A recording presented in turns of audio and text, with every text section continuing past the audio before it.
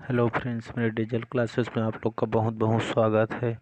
तो आज मैं क्लास लेकर आया हूँ हड़प्पा सभ्यता, जो कि सभी एग्जाम में आपको देखने को मिलता है। यहाँ से क्वेश्चन और यहाँ से हम मस्त इम्पोर्टेंट एमसीक्यू करेंगे। यहाँ पे वन लाइनर है, यहाँ से क्वेश्चन डेफिनेटली आपको सभी एग्जाम में देखने को मिलेगा और यहाँ से क्वेश्चन आपको 100% आने की संभावना है।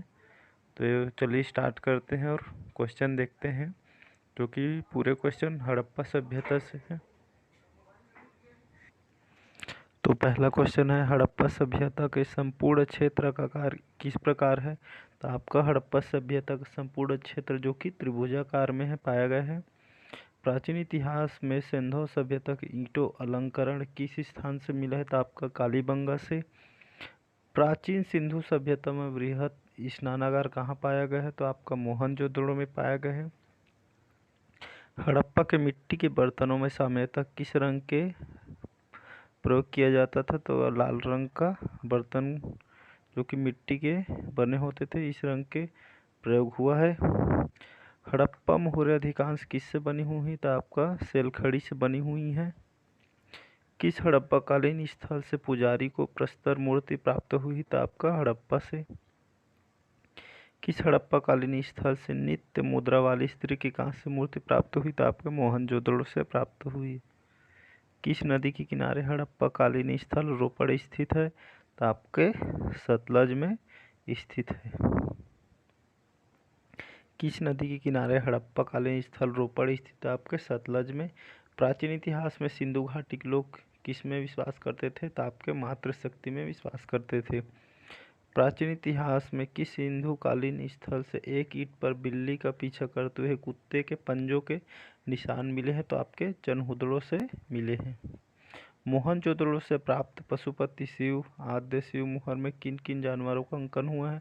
आपका व्याघ्र, हाथी, गैंडा, भैंसा व हिरण के अंकन प्राप्त हुए हैं, जो कि सभी जानवर हैं। मोहनजोदड़ो की सबसे बड़ी इमारत किसे मानी जाती है। तो आपका विशाल अन्नागार और धान्य का कोठार को। किस स्थान से हड़प्पा सभ्यता के जोते हुए खेत का साक्ष्य मिला। तो आपके कालीबंगा से मिला है। मोहनजोदड़ो कहाँ स्थित है। तो मोहनजोदड़ो आपके सिंध पाकिस्तान में जो कि स्थित है। नेक्स्ट क्वेश्चन है, हड़प्पावासी लोग किन किन धातुओं का प्रयोग करते थे। तो हड़प्पावासी लोग सोना, चांदी, तांबा के जो कि धातुओं को मुख्यतः उपयोग करते थे। सिंधु घाटी सभ्यता की विकसित अवस्था में किस स्थल में घरों के अवशेष मिले। तो आपके मोहनजोदड़ो से। हड़प्पा सभ्यता का सबसे पूर्वी स्थल कौन सा है। तो आपका आलमगीर पूर्वी स्थल है। हड़प्पा संस्कृति की जानकारी मुख्य स्रोत क्या है। तो आपका पुरातात्विक खुदाई है।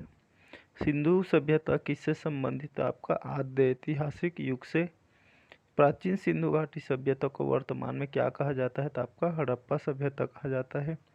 प्राचीन इतिहास में मोहनजोदड़ो को किस अन्य नाम से जाना जाता है। तो आपको मृतकों का टीला के नाम से यह विख्यात है। प्राचीन सिंधु सभ्यता कालीन के हड़प्पा के लोग अपने नगरों व घरों के विन्यास के लिए कौन सी पद्धति अपनाई थी। तो आपका ग्रिड पद्धति अपनाई थी।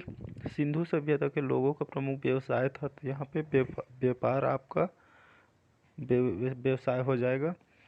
प्राचीन इतिहास में सिंधु सभ्यता के घर किससे बनाए जाते थे। आपके ईंटों से बनाए जाते थे। हड़प्पावासी लोग किस वस्तु के उत्पादन में सर्वप्रथम थे। तो आपके कपास में सर्वप्रथम थे।